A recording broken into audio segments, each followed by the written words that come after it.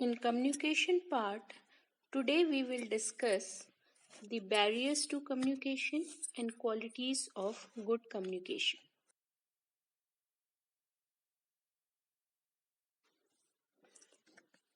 We all know that communication is a complex process. Therefore, any factor which prevents the smooth flow of the message from the sender to the receiver is known as a communication barrier. Now we can divide it, or we can say it can be identified on the role played by two participants. That is, first one is barriers on the sender's part, that is sender oriented barrier, and the barrier on the receiver's part, that is receiver oriented barrier.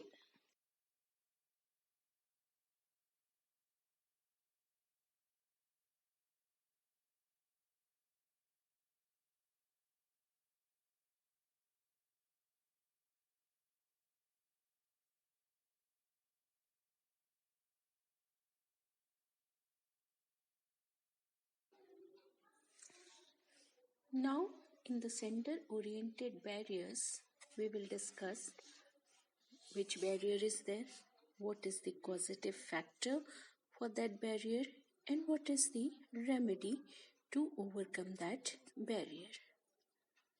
First of all, the first one is badly expressed message. Now, when the sender or the speaker is not acquainted with the topic that he has to discuss, or he doesn't have the knowledge of that topic properly, then this type of barrier occurs. The golden rule for this effective communication is that the idea or thought should be clear in the mind of the speaker. Then only the listener will be able to understand the idea, the thought, or the feeling that the sender wants to give. So, the causative factor for this badly expressed message is the lack of knowledge. Now, what should be the remedy for it? How can we overcome this barrier? We can overcome this barrier by having the complete knowledge of the message. Speaker should have the knowledge regarding the message. Then only the listener will be comfortable with the communication, and the communication will become easier. The second one is loss in transmission. When the actual message is not transmitted properly, then also there is a barrier in the communication from the part of the sender. The factor for this is unwise selection of the transmission. When there is loss in the transmission, for example, when the sender is speaking something and there is noise around the listener or the sender, then the message is not properly conveyed. So, to overcome this barrier, the remedy is to check the medium. The third one is semantic problem. Now, first of all, we need to understand what do you mean by this. The use of complex statements and heavy big words on the part of the sender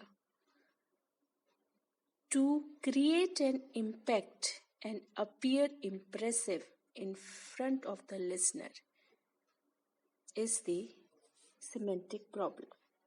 Here, if the listener is not well versed with such words and statements, then the entire effort of the sender goes in vain. Such problem can arise with the wrong interpretation of the words, or sometimes overall the meaning of the message is interpreted wrongly. It can also arise when the intention behind a particular message is misinterpreted. Obviously, the message can be misunderstood if the language is not simple or the listener is not able to understand your language, your complex sentences, heavy words, then misunderstanding is normal. So the causative factor for this barrier is misunderstood statements. The simple remedy for it is always make use of the simple language with uncomplicated words or that language that a listener is able to understand. The fourth one is over communication or under communication. What is over or under communication? Over communication is sometimes excess of information is produced by the sender that may confuse the listener, and again the essence of the message on the part of the listener goes in vain, and the listener keeps on guessing what the actual intention of the speaker was to deliver this message. So, while delivering the message, the speaker should know the profile of the listener so that he can decide how much information has to be provided. If the sender is well aware of the receiver's profile, then he might start with some information that the receiver receives. Sometimes it happens like this also, that a sender is speaking something that receiver already knows. In such a case, the receiver will lose interest because he already knows the message.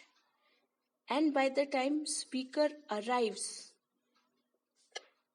to the essence of the matter, the listener has completely lost the interest.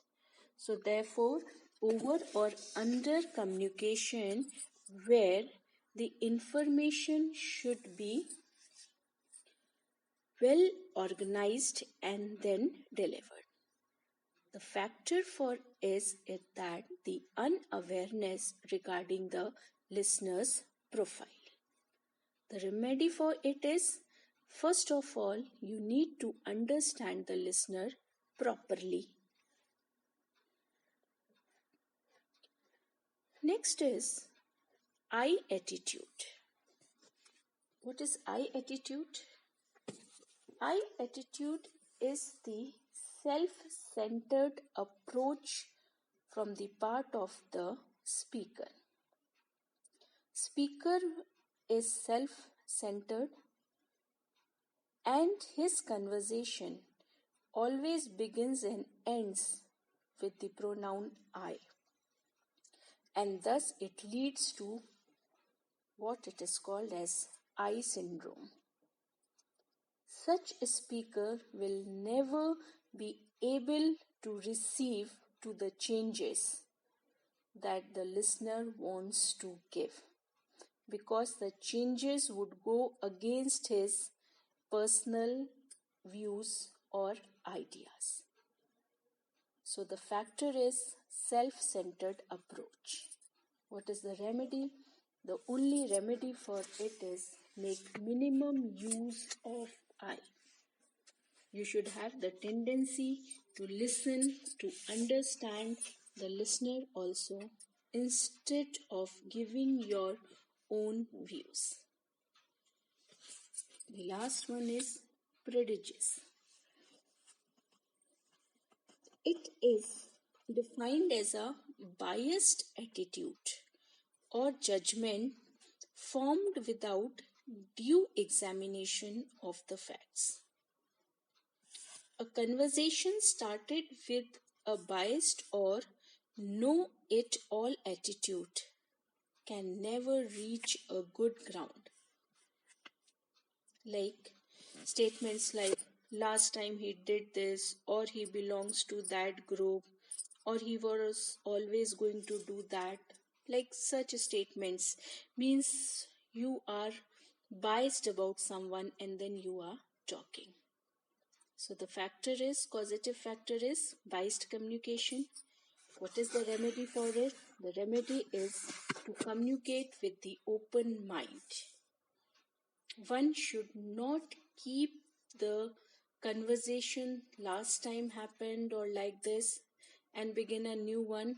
Rather, should convey it with an open mind, and this thing will help the speaker to convey his message more effectively, and the impact of the message will be enhanced.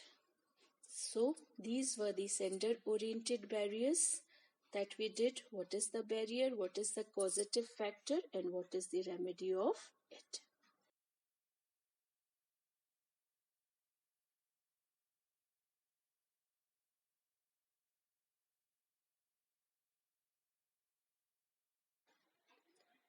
How to overcome the sender-oriented barriers? Speaker plays the major role in providing these barriers, and therefore the efforts to remove these barriers are concerned with him only. First point is how to overcome the sender-oriented barrier is to plan and clarify the ideas. Proper planning regarding the thought or the idea that one has to deliver or before starting the actual conversation should be there. Then the message should be well structured and then it should be given to the listener. The message that is well structured will be there in the mind of the listener. And when the sender has spoken, keeping the profile of the listener, this barrier is overcome, and with the planning and the clarification of the ideas, it will remove all the errors and make all the ideas more presentable. The second one is to have trust and confidence of the listener. Speaker must always win the trust and confidence of the listener so that he can make him believe what he is saying. Once the listener is convinced that the speaker is speaking for his benefit, then only he will pay attention to the message. Therefore, the confidence and trust from the part of the listener is very important. The third one is time and place. Means what should be the message timing, when and where to speak. This is the very important thing on the part of the speaker, that he should know when to speak and where to speak. Because communication is a situation-bound scenario, the speaker must modify the message depending upon the situation. Like different places, different hours require a slight modification in the message. Therefore, the speaker must take care of the time and place. He must choose such things and then make statements. Like it is always said, a correct statement at a wrong place or time may result in an unwanted response. The most critical part is to analyze the situation and then make a statement. The next one is reinforce words and action. As it is a popular saying that action speaks louder than words. Therefore, the speaker should always reinforce his statements with action. Then only he can perform properly. Then only he can have the perfect harmony between the statement and action. Otherwise, what happens? The listener feels that there are two speakers. One is giving the actions and the another one is giving the statements. So on the part of the speaker, it becomes important to keep the listener interested in the message and prevent him from boredom. The last one is to take the feedback. It is very important on the part of the speaker to take the feedback of the message delivered. On the basis of the feedback only, he will be able to make out whether the listener has understood his message or not.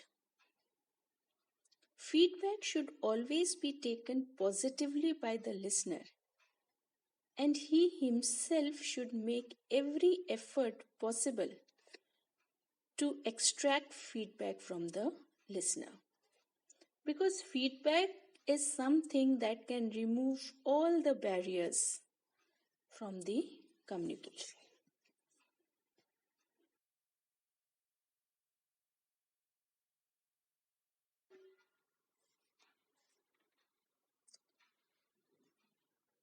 Till now, we have discussed the sender-oriented barriers. Now we will come to the receiver-oriented barriers. The listener, to some extent, remains passive, but after some time, he becomes active when he starts analyzing and observing the information. So, on the part of the receiver also, there are some barriers. The factors are there, and again the remedies to overcome those barriers are there. First one is poor retention. The condition of retaining something in one's memory is known as retention. Retention is critical to effective conversation. A person who is not able to keep things in his memory means poor retention is there. Then the message is lost. Such a person will never be able to make any connection between what was said initially and what is being said now. He might counter statements instead of seeking clarifications. Therefore, it would be wise for such a listener to note down the points so that he connects with the overall message without any misunderstanding.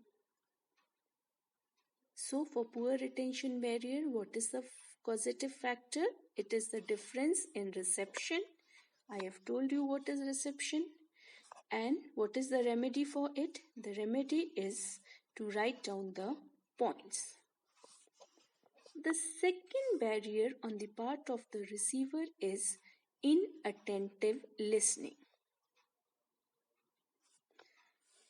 Most of the people, when they are listening, they don't have patience or they don't listen to the things that are being told with concentration.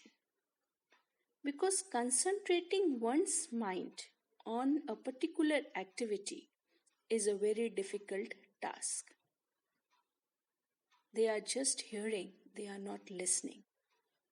Therefore, it is said that listening is an exercise of controlling one's mind and to assimilate message.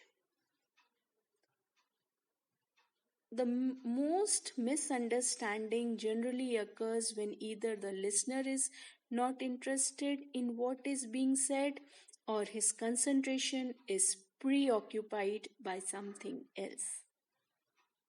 Therefore, the factor for inattentive listening is lack of concentration, and the remedy is very simple: improve your concentration.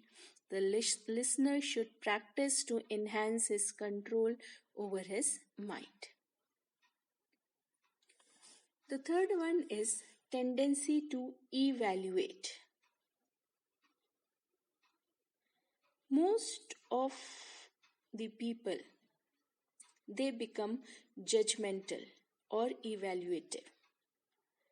The problem with most of the listeners is that they become judgmental without hearing the whole message conveyed by the speaker.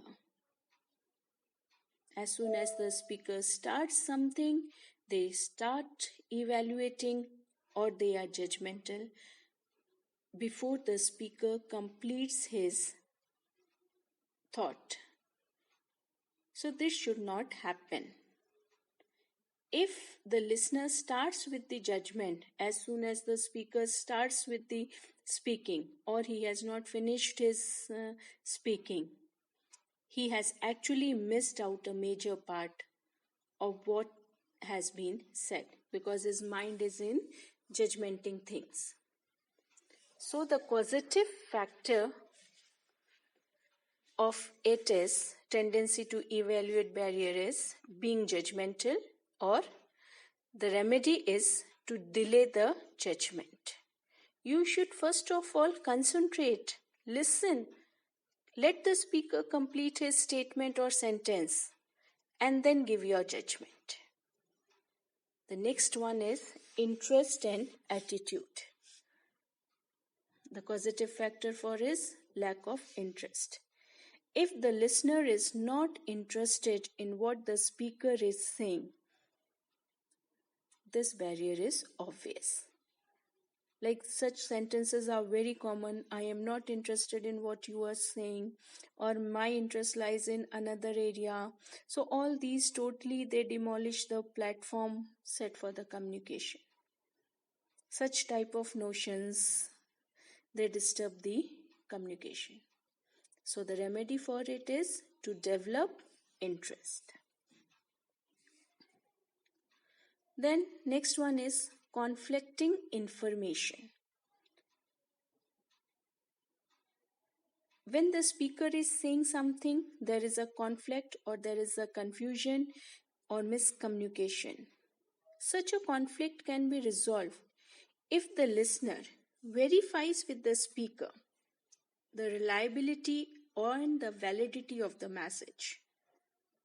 The speaker can convince the listener that whatever is being said at this moment is correct and relevant. Then the listener should rely on his point. Such conflicts occur because there is some pre-owned information with the listener or the receiver.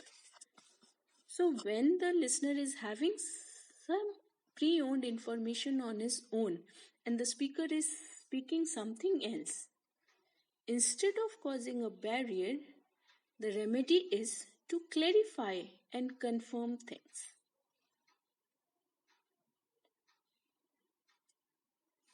Conflicting information should be confirmed and clarified. And what will be the medium for the clarification? It is the feedback.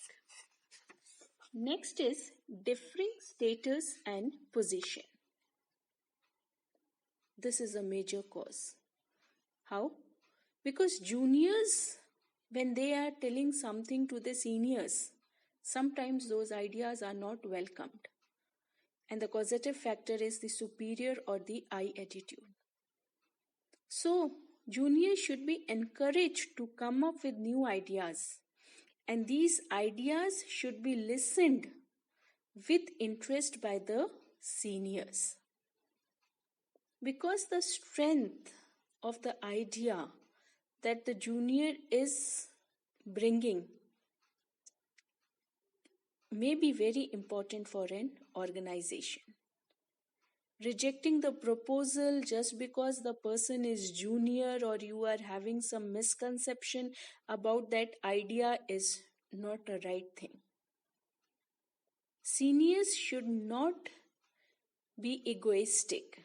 Rather, they should listen to such ideas and discuss them in the meetings if they find them worthwhile. So what is the remedy for it? The remedy is that ideas should be welcomed. Next is resistance to change. Sometimes the listener, like he has some pre-information or pre-owned information, and then he is not willing to change that information. Then it can badly affect the communication process, and it can also result in miscommunication. Sometimes with any fixed norms also, the listener will not listen to what the speaker is trying to say. So when such a problem is there, so such people, they present the maximum number of barriers to the effective communication. Therefore, the listener should be flexible in his views. So what is the causative factor? Unwillingness to change, and remedy, be flexible. Last one is the refutations and arguments. Arguments are never good for communication. Trying to argue with the speaker can never lead you to a fruitful conclusion. Look, in communication process, the speaker and the listener both are at the same level. And the argument starts, when the argument starts, there is a shift in equilibrium and the listener moves to a higher level while the speaker, he remains at the same level. And then it destroys the very essence of the communication. So, if there are such contradictions of views, then what is the remedy? The remedy is healthy discussions, and contradictions should be removed. So what is the causative factor for arguments? Lack of proper feedback channel. And what is the remedy? The remedy for it is to enter into a healthy discussion. Views of others should always be listened and appreciated. Speaker should feel that there is a healthy discussion on what he has conveyed.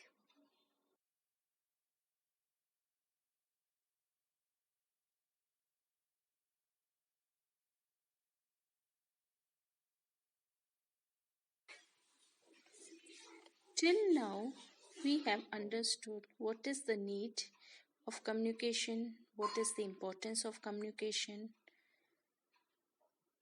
But what actually makes communication effective? What are the characteristics of effective communication? How can we judge whether the communication process has been effective or not? What are the qualities that make communication effective?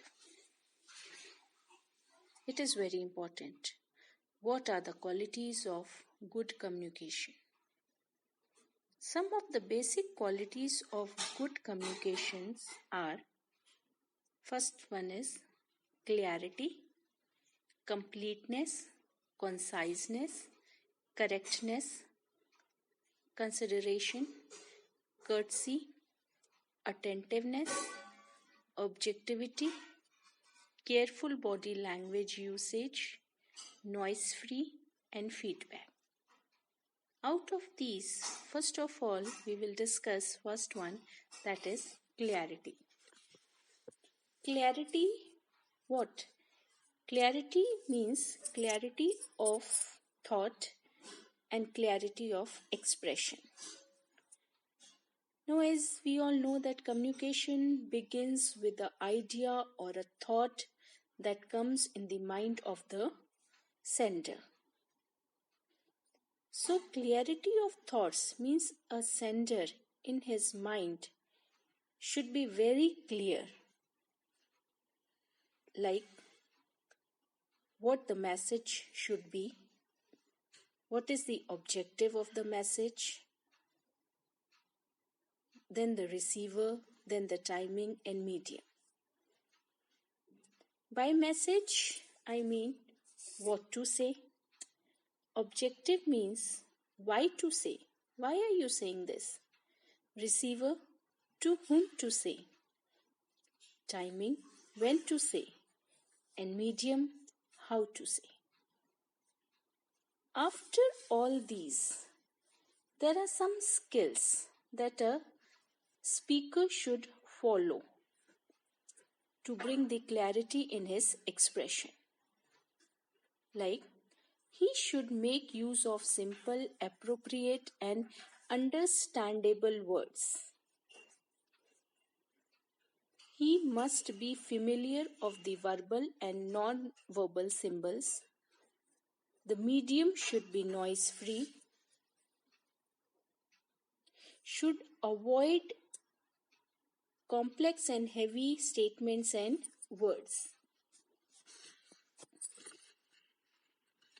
Then second comes the completeness.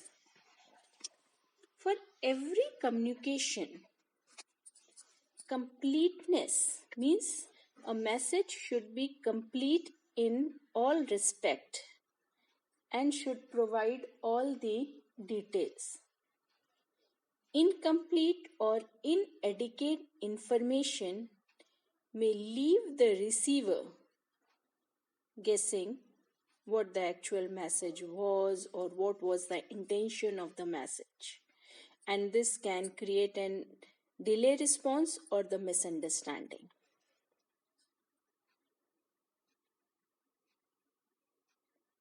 For example, words like questions like what, when, where, why, who, all these should be properly answered and proper response should be given to complete the message.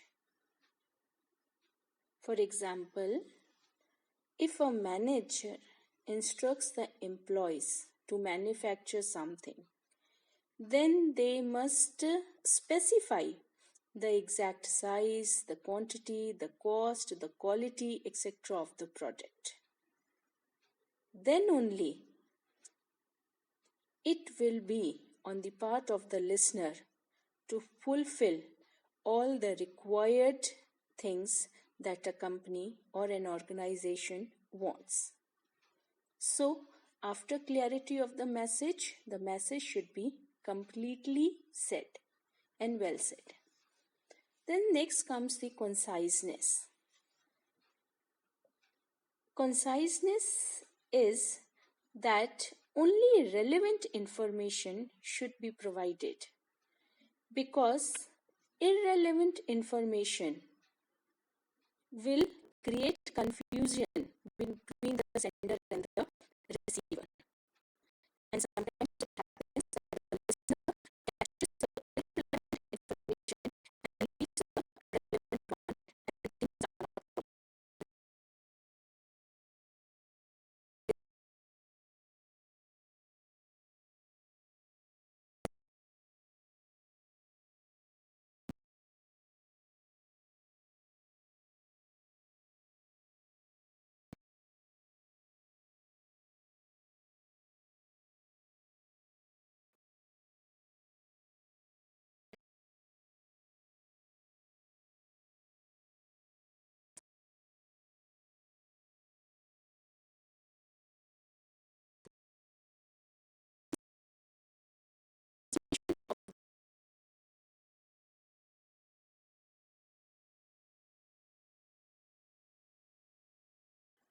properly, and the incorrect information should be deleted because it can lead to conflicts and misunderstanding. Like, for example, if incorrect information is conveyed to management by the employees, then decisions based on such information may cause trouble.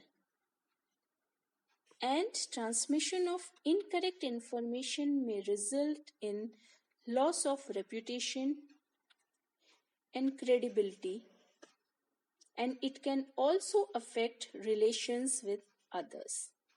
Therefore, correctness of the message is very important. After that, it comes the consideration. For effective communication, one should have the ability to think from the listener's point of view also.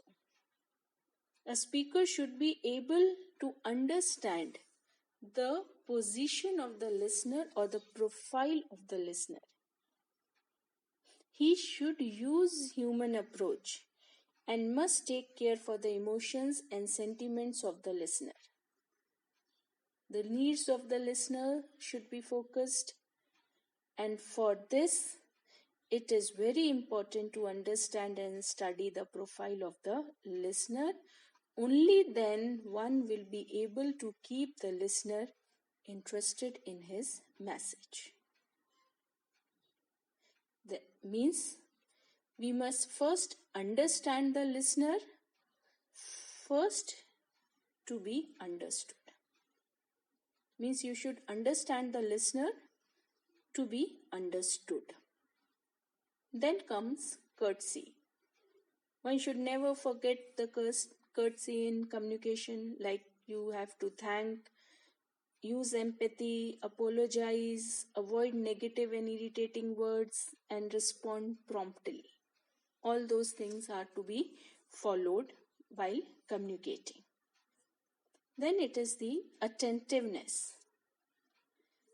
The speaker and the listener must pay attention during the transmission of the message.